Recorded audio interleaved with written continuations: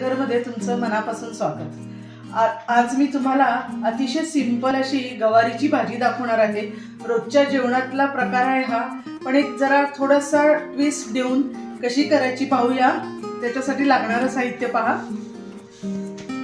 अर्थात गवारीच्या भाजीसाठी लागणारे गवार स्वच्छ धुवून त्याचे बारीक कट करून घेतलेले आहे। कांदा, टोमॅटो, चिंच आणि गूळ, मसाल्याचं सर्व साहित्य, मीठ, आलं आणि लसूण। पाहूया मग आपण कसं करायचं ते। तेल टाकूया आपण। तेल तापल्यानंतर मोहरी,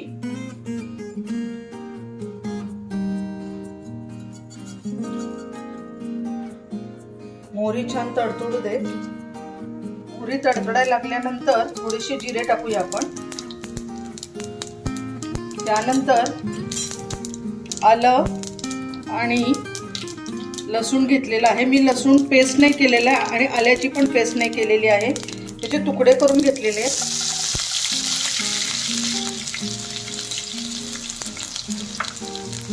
छान परतून घेऊया त्याला।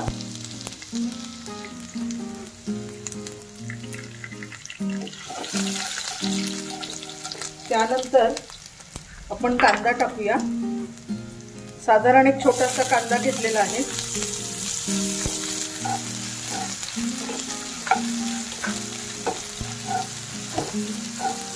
तो मी छान तांबूस होईपर्यंत परतूया।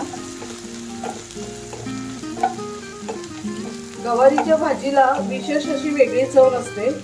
आपण चव ही मसाल्यांपासून किंवा असं आपण जो कांदा, टोमॅटो किंवा इतर सर्व साहित्य टाकून त्याला जास्ती टेस्टी करू शकतो।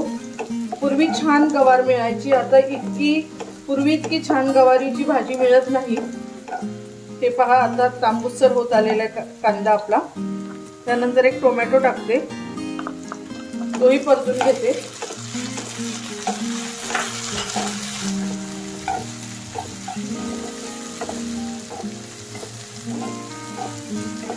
आणि परतत असतानाच त्याच्याबरोबर गवारीची भाजी टाकते।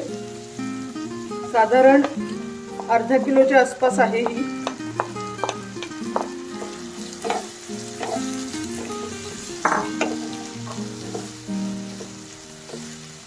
गवारीची भाजी करताना वेगळी शिजवायची नाही कुकरमध्ये। वेगळी शिजवली तर भाजीची चव उतरणार नाही, त्यामुळे परतूनच ती भाजी करायची। वाफ येण्यासाठी 5 मिनिटं मी झाकून ठेवते। बघूया भाजी शिजत आली आहे का ते। छान वाफ आलेली आहे भाजीला। त्यानंतर मी हिंग घालणार आहे, साधारण पाव चमचा, आणि मीठ घालूया अर्धा चमचा। मीठ घातल्यानंतर भाजीला पाणी सुटणार आहे। तुम्हाला भाजी रस्सा भाजी ठेवायची की परतून करायची हे ऑप्शन तुमच्याकडे आहे। परतून करायची असेल तर पाणी टाकायची वरून गरज नाहीये। आता त्यानंतर आपण धने जिरे पूड घालूया 1 चमचा, अर्धा ते पाव चमचा हळद, तिखट तुमच्या आवडीप्रमाणे, अर्धा चमचा तिखट घातलेला आहे, आणि काळा मसाला घातलेला आहे, गोडा मसाला 1 चमचा। तो छान परतून घेऊया।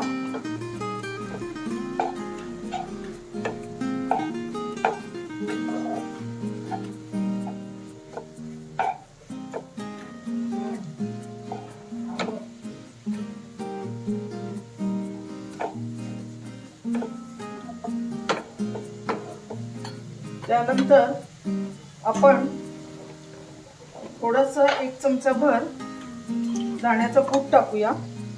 तुम्ही ओला खोबरं पण टाकू शकता, सुकं खोबरं पण टाकू शकता, तिळाचा कूट पण टाकू शकता तुमच्या आवडीप्रमाणे।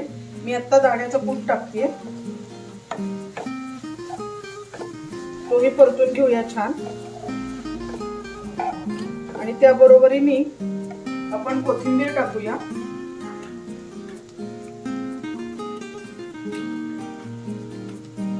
कुठल्याही भाजीमध्ये कोथिंबीर टाकली की त्याचा एक वेगळा स्वाद येतो, छान लागते ती भाजी एकदम। आणि सगळ्यात शेवटी मी चिंच गुळाचं पाणी टाकते।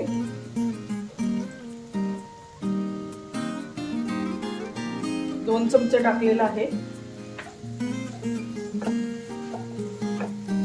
आणि अगदी थोडंसं पाणी मी टाकणार आहे वाफ येण्यासाठी।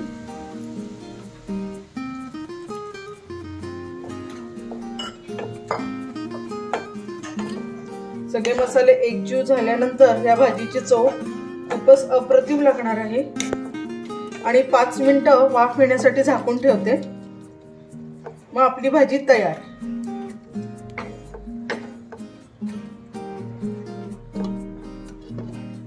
आपली भाजी ठेवून 5 मिनिटं झालेले आहेत, पाहूया झाली का ते। हो, छान शिजलेली आहे। हे पहा मी परतून केली आहे, रस्सा नाही ठेवलेला आहे भाजीला, तुम्ही पाहिजे असेल तर ठेवू शकता। मी आता काढून घेते।